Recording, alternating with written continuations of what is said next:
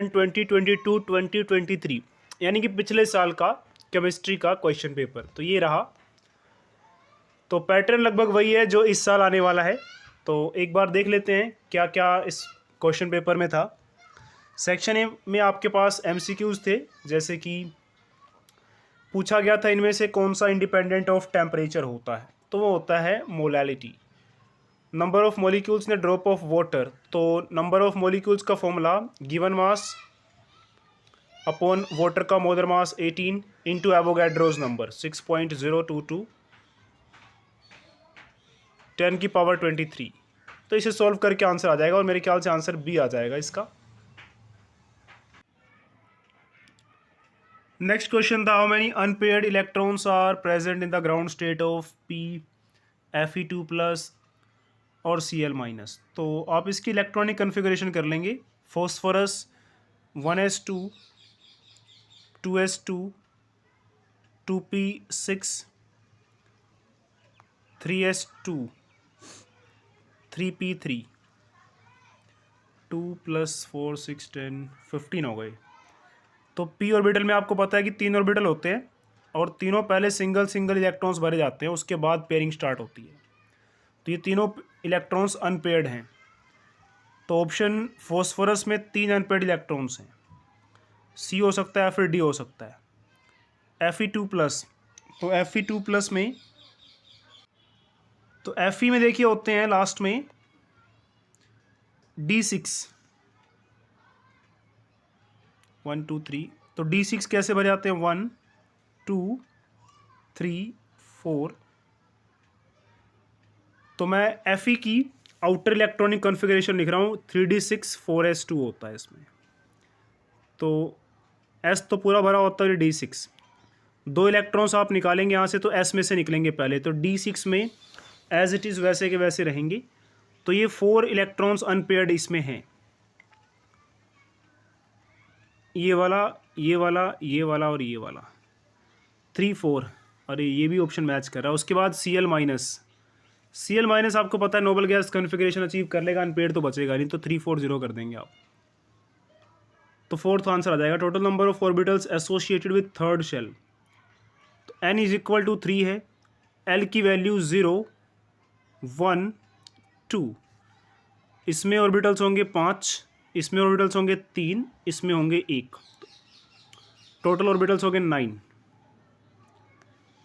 Question number 5 तो बहुत easy था। देखिए यहाँ पे Br माइनस सबसे बड़ा आयन है, तो एक ही ऑप्शन में सबसे लास्ट में दे रखा है, देखिए ये, तो ऑप्शन सी हो जाएगा करेक्ट आंसर इसका।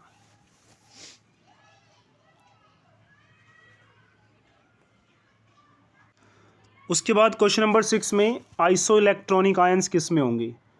तो आइसो इलेक्ट्रॉनिक में सेम नंबर ऑफ इलेक्ट्रॉन्स होने चाहिए। K प्लस में 18 इलेक्ट्रॉन्स, Ca2 प्लस में 18 इलेक्ट्रॉन्स, Sc3 प्लस में स्कैंडियम है ये, तो स्कैंडियम आता है कैल्शियम के बाद स्कैंडियम, 3 इलेक्ट्रॉन्स निकाल देंगे 21 में से 3। जी हाँ, स्कैंडियम 3 प्लस में 18, Cl माइनस में 18, तो ये आंसर भी हो जाएगा। Which of the following have electric dipoles. देखिए CH4 CCl4 इनका इलेक्ट्रिक डाइपोल मोमेंट 0 होगा, बिकॉज टेट्राहेड्रल स्पीशीज़ हैं ये, और इसमें आपको पता है कि कैंसिल आउट हो जाएंगी। तो CCl4 और CH4 जहाँ भी आएगा वो ऑप्शन नहीं होगा, ऑप्शन बी हो जाएगा इसका आंसर। क्वेश्चन नंबर 8 डाईमैग्नेटिक पूछा था इसमें, तो O2 2-, इसमें से फॉल्स, तो वर्क स्टेट फंक्शन है, ये फॉल्स है।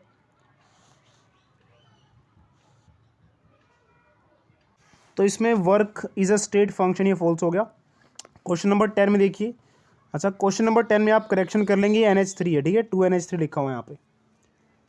तो इसमें आपको ये रिलेशन लगाना था, delta H is equal to delta U plus delta NgRT। तो इस केस में देखिए डेल्टा N की वैल्यू, तो यहाँ पे गैसियस मोल्स 2 है और यहाँ पे हैं 4, तो 2 - 4 - 2, डेल्टा N की वैल्यू माइनस हो जाएगी, जिस वजह से डेल्टा H की वैल्यू क्या हो जाएगी, लेस हो जाएगी डेल्टा U से। So delta H less than delta U। Option C correct हो जाएगा इसका। और इसमें पूछा हुआ था किस सॉल्वेंट में सबसे ज़्यादा सोल्यूबल होगा, तो एक्वस अमोनिया में कॉम्प्लेक्स बनता है यहाँ पे। और इसमें था कि ये प्रोसेस आप देख पा रहे हैं एंडोथर्मिक प्रोसेस है ये।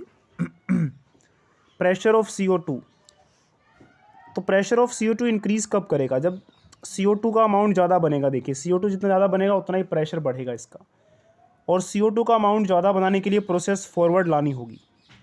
और ये एंडोथर्मिक प्रोसेस है, तो प्रोसेस फॉरवर्ड तब आएगी जब टेम्परेचर इंक्रीज़ किया जाएगा।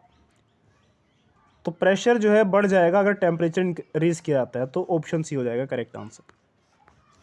13th क्वेश्चन में आ जाएगा which of the following carbocation is most stable. 3 degree carbocation ये रहा। ये कार्बोकटायन 3 डिग्री नहीं है, तो ये कम स्टेबल होगा। ये भी 1 डिग्री 2 डिग्री, तो 3 डिग्री सबसे ज़्यादा स्टेबल होता है, तो ऑप्शन बी।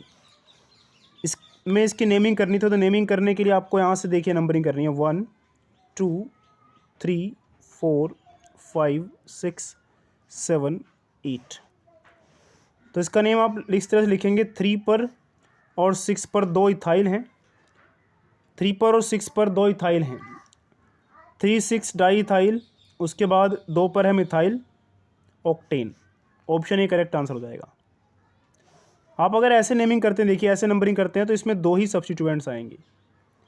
बट IUPAC ये कहता है कि जब आपके पास same number of carbon chain, जो कार्बन चेन की लेंथ है वो सेम आ रही है, तो वो चेन सिलेक्ट की जाएगी जिसमें ज़्यादा सब्स्टिट्यूएंट्स आ रहे हैं। इसलिए जो चेन मैंने बनाई है वो वाली ही चलेगी।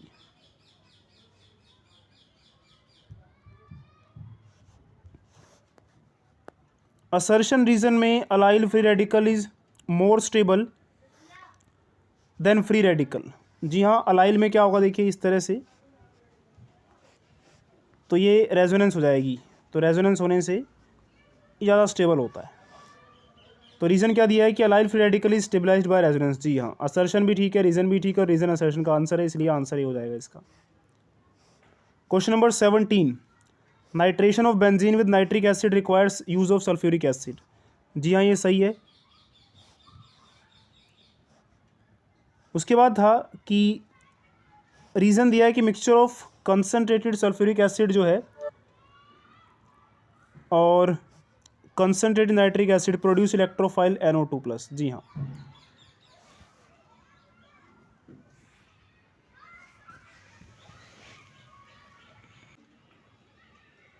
तो क्वेश्चन नंबर 17 में हम देख सकते हैं कि असर्शन रीजन दोनों करेक्ट हैं, और रीजन असर्शन का करेक्ट एक्सप्लेनेशन है। स्टीम इज अ मिक्सचर, जिन्हें स्टीम तो H2 होता है। In a compound the composition of elements must be fixed. जी हाँ, रीजन सही है लेकिन इसका असर्शन ही गलत है। तो स्टीम मिक्सचर नहीं है, स्टीम एक कंपाउंड है, स्टीम वाटर ही तो होता है। असर्शन गलत है, ऑप्शन डी हो जाएगा इसका करेक्ट आंसर। सेक्शन बी में आपको निकालना था, चलिए आगे सेक्शन बी वगैरह क्वेश्चंस मुझे लगता है आप कर लेंगे। MCQs अभी मैंने आपको बता दिए हैं, और काफ़ी सारे क्वेश्चंस आपको डायरेक्टली मिल जाएंगे, आप इधर उधर से सर्च कर ही सकते हैं मुझे लगता है यहाँ तक। बाकी इस क्वेश्चन पेपर की जो PDF है उसका लिंक आपको डिस्क्रिप्शन बॉक्स से मिल जाएगा, वहाँ से एक बार देख के इसे सॉल्व ज़रूर कर ले एग्ज़ाम से पहले। और लास्ट के क्वेश्चंस जो हैं वो तो डायरेक्ट क्वेश्चन से देखिए, उसमें कुछ घुमा फिरा के पूछा नहीं गया है। और अगर फिर भी किसी क्वेश्चन का आंसर आपको नहीं मिल पा रहा है तो कमेंट करें, आपको उस क्वेश्चन का आंसर रिप्लाई में बता दिया जाएगा।